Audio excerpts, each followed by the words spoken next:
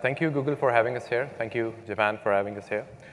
It's interesting. So I was hearing Brian McClendon, and it appears that the developing countries have the similar problems as the developed countries. So either it's the US or Japan or developing country, which is Pakistan, we face the same problems. As citizens, the key issue that we had and our frustration stemmed from the fact that we couldn't locate where the disasters were taking place, in Pakistan, for example. And if they were taking place, first of all, where they were, then secondly, how do you quantify it? Is it something really, really big that's happened? Is it worth ignoring? Or is it something, or is it not worth ignoring? So at the time, the tsunami happened in Japan last year, and we had these mixed reports on television. And I was just thinking in my heart, oh, Japan, please don't be wiped out of the face of the earth, because we just didn't know how big the magnitude of that event was. And lastly, the problem we've been facing was that we didn't know how to respond to these disasters. Is anybody doing any work? Are we required as citizens? Do they require further help or not? So we set out to solve that problem. So the work that we did was basically divided into two distinct phases. So Jabran and I are mappers. We work on the product made by Google called Google Map Maker. That's why they call us super mappers as well.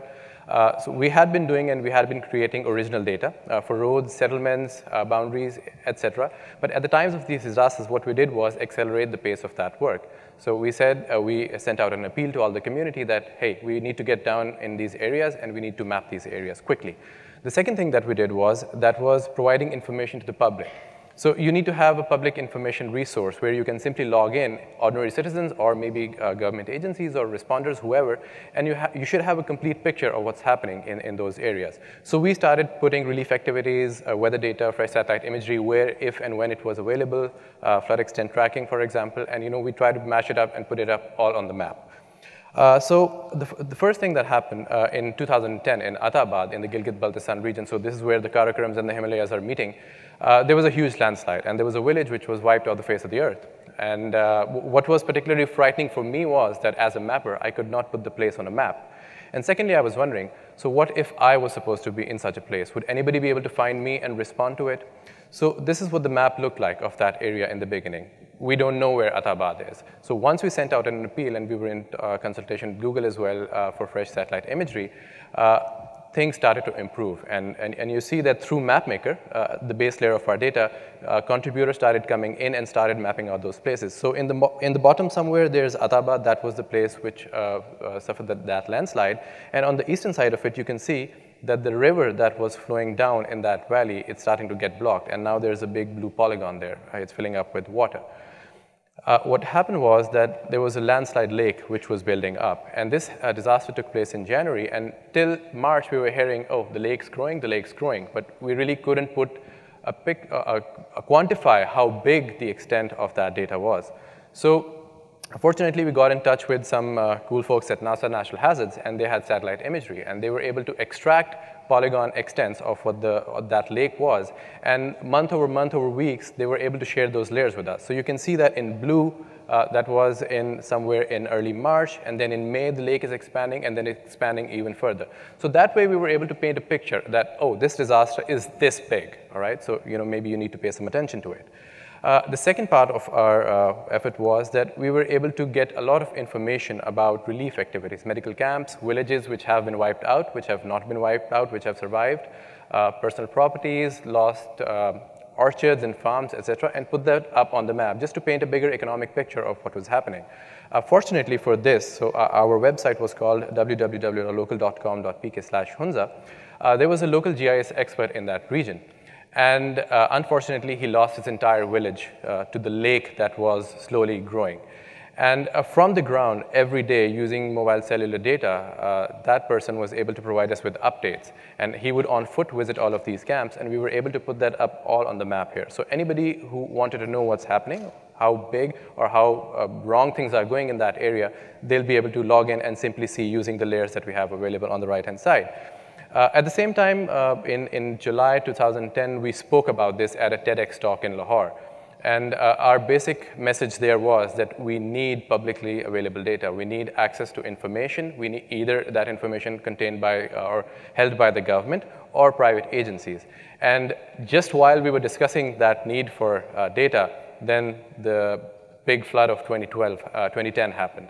Jabran would talk about it. Okay. Thank you very much. So it wasn't even 6 months when we had another situation which was similar kind of that, but this time it was a bigger impact. We had the whole country going through this event, which actually, according to United Nations statistics, left over 20 million people displaced from their settlements. And the situation called again for the same things we had in the previous case study,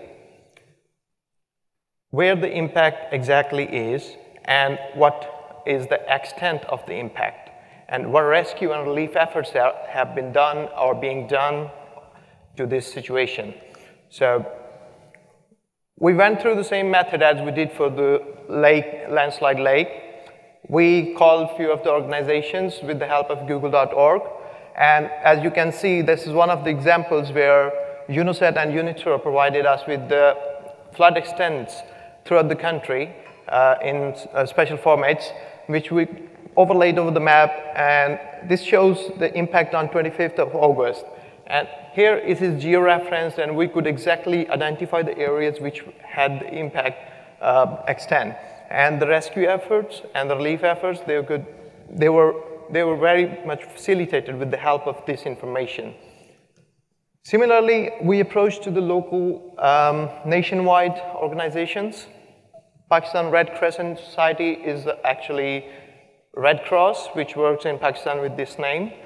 They kindly agreed to share their data because they were providing relief efforts throughout the country. And as you can see, when we had this data overlaid on the map and we could see how much of the food or medical supplies have been already supplied to the affected area. So this also actually extends to the results where two organizations working on the same place and not overdo the relief efforts more than what is been needed, so they can divert to other places where it is more needed. So it really called for not duplicating the efforts at one place. Similarly, because it became one of the best sources for the data, and it was the first kind of information sharing in the country, so Google Crisis Response took it on their crisis response page as one of the main sources. And because MapMaker data was the base of all the system, all the idea, so Google response team, they actually directly contacted with the government and the Pakistan Army, because who were the forefront in the relief efforts, and they shared MapMaker data with them, which saved over 100,000 of lives from the remote areas which were not identified before. The whole press release, which can be found on this link, was released, identifying the use of the maps and use of digital maps, basically, and their extent to the rescue and the relief efforts. Overall summary of this work is basically to make data available, especially the disaster data available to public, as much as it can be, so the people know where exactly the disaster is happening and what is the extent of the disaster, so the rescue and relief efforts can be made accordingly. Thank you very much.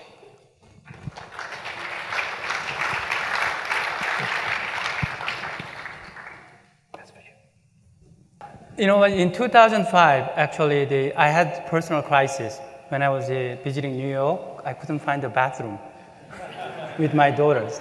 And I said, wow, there gotta be something that I can do, you know, with my...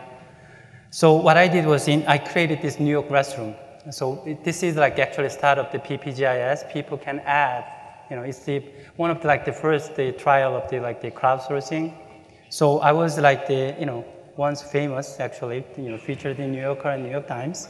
And then now that the meaning of the technology, now you can get this kind of information by using this mobile phone, but not just getting information, but you can also, contribute the data too. You don't need to use a computer, or you don't need to write in a computer. You can just use a mobile phone. So mapping is really effective visualization tool, and then it draws lots of attention.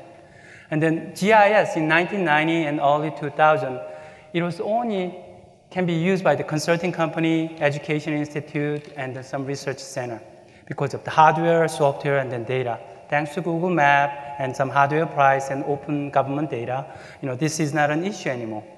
So this is a project that I did with the middle school students they map the deers that died, killed, or alive, right? So look at this comment. It's the kids by the middle school kid, splattered all over the road, you know. The blood extended about half a mile. I wish I had a picture. You know. It was done in 2006. And then this is a form. But what students did was they collect this data within a week, and they look at the pattern, and then they begin to ask, what is happening? You know, what can be done? So they can kind of do a planning and mitigation, right? Or maybe we can put a speed bump or some warning sign. And then once they do the implementation, what they can do is they can collect the same data for the next year, and they can evaluate. Can you see how the middle school students are using this kind of mapping in 2006 to use the GIS? This is my project that I did with my college students. What we did was data is one thing, but also open that you need to get the data from the local perspective. This is the data about the female students, about their perception about the safety around the campus.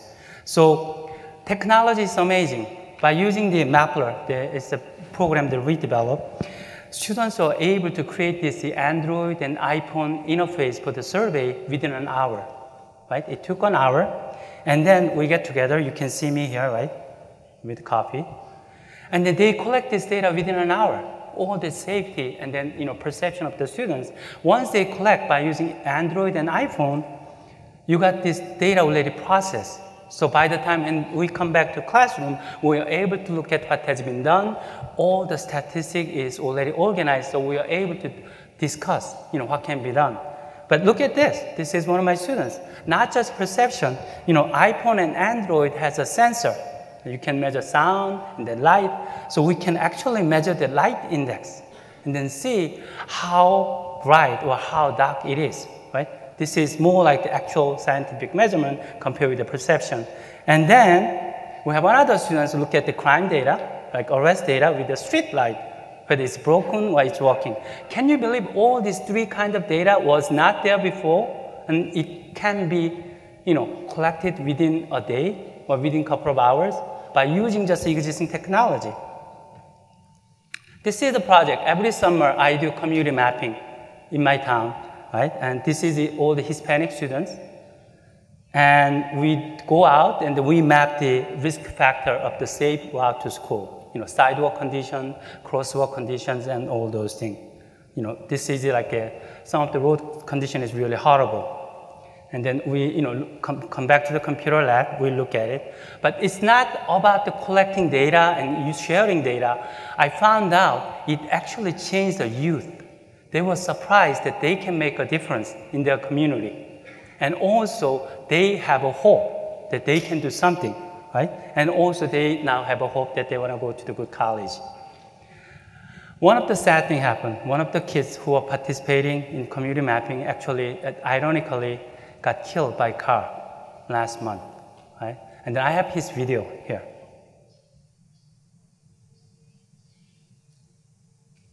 Can you put the sound? You can see it's okay. You can, at least we have a caption, right?